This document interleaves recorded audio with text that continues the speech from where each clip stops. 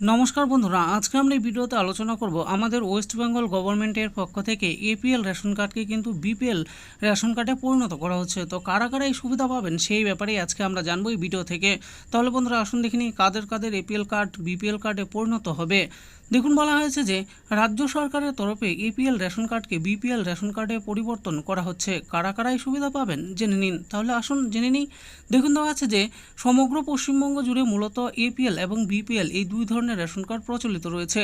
আর এই দুই ধরনের রেশন কার্ডের আওতায় মোট 5 প্রকার রেশন কার্ড রয়েছে, যথা AAY, PHH, SPHH, RKSY 1, RKSY 2। উপরোক্ত কার্ডগুলির মধ্যে এএওয়াই, পিএইচএইচ, এসপিএইচএইচ কার্ডগুলি বিপিএল তালিকাভুক্ত রেশন কার্ড এবং আরকেএসওয়াই 1, আরকেএসওয়াই 2 কার্ডগুলি এপিএল তালিকাভুক্তির রেশন কার্ড। স্বভাবতই বিপিএল রেশন কার্ডের আওতাভুক্ত নাগরিকরা এপিএল রেশন কার্ডের আওতাধীন নাগরিকদের তুলনায় অতিরিক্ত সুবিধা পেয়ে থাকেন। তবে সমগ্র রাজ্যব্যাপী এমন প্রচুর দরিদ্র মানুষ রয়েছেন যারা আদৌতে বিপিএল ক্যাটাগরির ভুক্ত হলেও তাদের রেশন কার্ডটি এপিএল রেশন কার্ড। আর এবারে এই সমস্ত মানুষগুলিকে বিপিএল রেশন কার্ডের সমস্ত সুবিধা প্রদানের জন্য খাদ্য এবং সরবরাহ দপ্তরের তরফে এক বিশেষ পদক্ষেপ গ্রহণ করা হলো। আসুন এবার জেনে নেই কী পদক্ষেপ গ্রহণ করা হয়েছে। খাদ্য দপ্তরের তরফে প্রকাশিত তথ্য অনুসারে জানা গিয়েছে যে সমগ্র রাজ্যব্যাপী এপিএল তালিকাভুক্ত দরিদ্র পরিবারগুলিকে আগামী দিনে খাদ্য দপ্তরের নিজ উদ্যোগে বিপিএল তালিকাভুক্ত রেশন কার্ড প্রদান করা হবে। অর্থাৎ যে সমস্ত পরিবারগুলি দরিদ্র সীমার নিচে বসবাস করছেন কিন্তু তাদের এপিএল তালিকাভুক্ত রেশন কার্ড রয়েছে, তাদের যত দ্রুত সম্ভব বিপিএল তালিকাভুক্ত রেশন কার্ড প্রদান করা হবে। এবার আমরা জানবো কেন এই পদক্ষেপ গ্রহণ করা হলো। রাজ্যে জাতীয় প্রকল্পের রেশন গ্রাহকের সংখ্যা যতটা থাকার কথা তার তুলনায় যথেষ্টই কম রয়েছে বলে জানা গিয়েছে। অর্থাৎ বিপিএল কোটার অন্তর্ভুক্ত যতগুলো পরিবার থাকার কথা ততগুলি পরিবারের তুলনায় কম সংখ্যক পরিবার বিপিএল কোটার অধীনে রেশনের অতিরিক্ত সুবিধা পেয়ে থাকেন।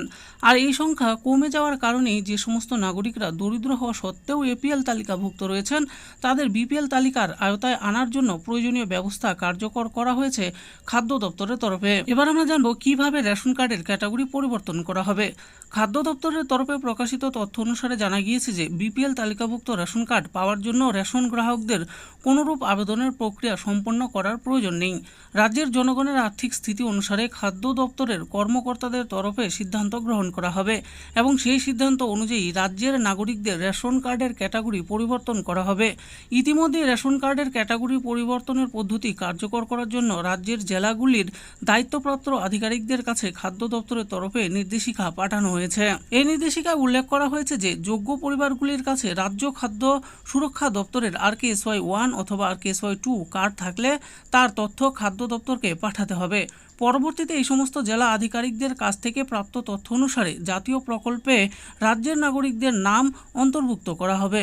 অন্যভাবে বলতে গেলে জেলা আধিকারিকদের পাঠানো তথ্যের উপর নির্ভর করেই এপিএল রেশন কার্ডধারী নাগরিকদের বিপিএল তালিকাভুক্ত করা হবে। কবে থেকে এই রেশন কার্ড পরিবর্তন শুরু হবে? দেখুন, বলা হয়েছে যে খাদ্য দপ্তরের নির্দেশ অনুসারে সমগ্র রাজ্যব্যাপী রেশন কার্ডের ক্যাটাগরি পরিবর্তনের প্রক্রিয়া ইতিমধ্যেই কার্যকর করা হয়েছে। আর খুব অল্প সময়ের মধ্যেই প্রচুর সংখ্যক নাগরিককে বিপিএল তালিকাভুক্ত করা হয়েছে।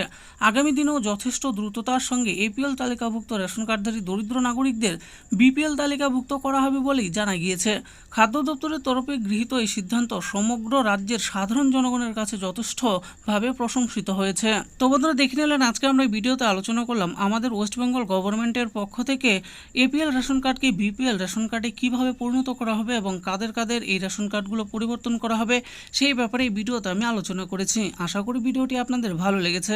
আর এই ভিডিওটি যদি আপনাদের ভালো লেগে থাকে তাহলে অবশ্যই একটি লাইক করবেন। আরও এরকম নিত্য নতুন স্কিম ও আপডেট সম্পর্কে জানার জন্য আমাদের এই চ্যানেল গভর্নমেন্ট স্কিম পুরো চ্যানেলটিকে অবশ্যই সাবস্ক্রাইব করবেন। আর এই ভিডিওটি দেখার জন্য আপনাদের সকলকেই অসংখ্য ধন্যবাদ।